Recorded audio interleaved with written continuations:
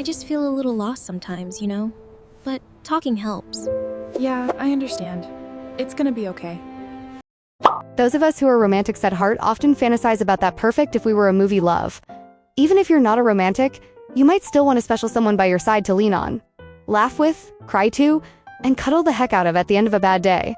Remember Jim and Pam from The Office? Despite all their ups and downs, they still had a beautiful romance. They trusted each other, supported each other's dreams, and were lovers and best friends at the same time. Sickening, but I want that too. Sometimes real-life relationships aren't very Jim and Pam. Sometimes they look more like a mild version of Ryan and Kelly, a little dysfunctional and pretty toxic. Toxic behaviors can creep into your relationship whether you mean to or not. What are some of those common behaviors that can kill a relationship? Keep watching to find out. Number 1, I'm sorry. Sometimes partners can unintentionally hurt each other. Maybe a joke goes too far, or their cooking gets criticized a little bit too much. When our partner is genuinely hurt, this should be a sign to apologize. Avoiding that apology or never giving one is one common behavior that can kill a relationship. Sometimes it can be a bit difficult to say sorry. On the outside, it may seem we're too proud to apologize. Beneath the surface, we may feel afraid to admit we made a mistake. It can be scary to feel like we're inadequate or guilty.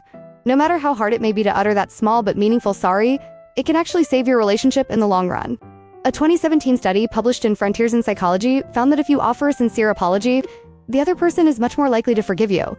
Another research study from 2014 showed that apologies reduce feelings of anger. Basically, a simple but sincere apology can help get rid of all the negative tension between you two. Do you sometimes feel awkward apologizing, even though you would like to? Try writing it out.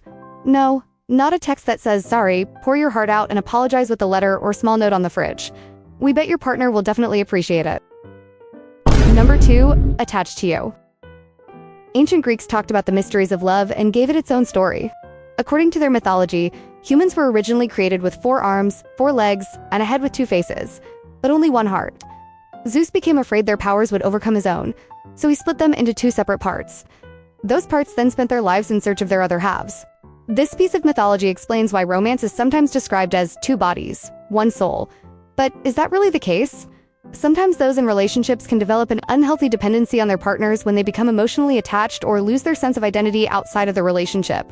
A2018. Studies showed that emotional dependence in a relationship can be a sign of childhood trauma and preoccupied attachment. If you have developed this unhealthy attachment, you might neglect all of your friends and only hang out with your partner. You also might depend on your partner for emotional comfort instead of regulating emotions on your own. Do you feel like you don't know who you are without your partner, or like you depend on them? This could be another trait that's killing your relationship. Number 3, my crystal ball is broken. Communication is the key to relationships. This may sound a bit cliche, but numerous psychological studies over the years have proved the importance of clear communication with your partner. For example, a 2021 study published in Personality and Social Psychology Bulletin showed that your relationship may flourish if you avoid negative communication patterns like making assumptions. When you and your partner don't communicate your needs and wants with each other, you're forcing each other to read each other's minds. You might assume what the other one is thinking or put incorrect labels on each other. For example, your partner might feel tired from a 12-hour shift at work, but you assume they're mad at you and uninterested in speaking to you. You say things like, "What did I do to you now?"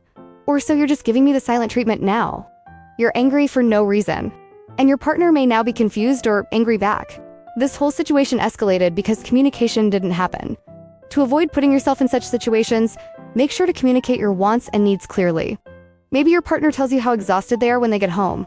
Maybe you ask why they're being so quiet. If you find yourself trying to assume your partner's wants and needs, just stop and ask. More times than not, your assumption will not be completely true. Number 4, micromanaging. Okay, you found the love of your life. As your relationship starts to progress, you and your partner may start spending more time with one another. Sleeping over at each other's places may happen so often that you end up moving in together. This can be when you start noticing little things about your partner that may just irk you. For example, they might leave their clothes all over the floor instead of putting them in the hamper, or put your cereal in the wrong cupboard. When that happens, how do you respond? One common response that can kill a relationship is micromanaging. This is when you try to control every aspect of another person, including their actions. Clinical psychologist Karen Nemo said on Medium, micromanagers often have extremely high standards, so they struggle to trust their partners to do things as well as they do. This type of controlling behavior can drive the other side crazy. They might start feeling incompetent, resentful, or anxious, wondering if they can ever do anything right. If you are micromanaging your partner, This could be a sign of other mental health diagnoses, such as anxiety or potentially obsessive-compulsive disorder. If you feel like you're micromanaging, reach out to a mental health professional to help stop this behavior that could be killing your relationship. A list of toxic behaviors is kind of endless. If you want to learn about 5 more relationship-killing behaviors, check out part 1 here. Do you know any other common behaviors that can make relationships fizzle out? Let us know in the comments below. Until then, please leave a like if you found this video helpful. Take care.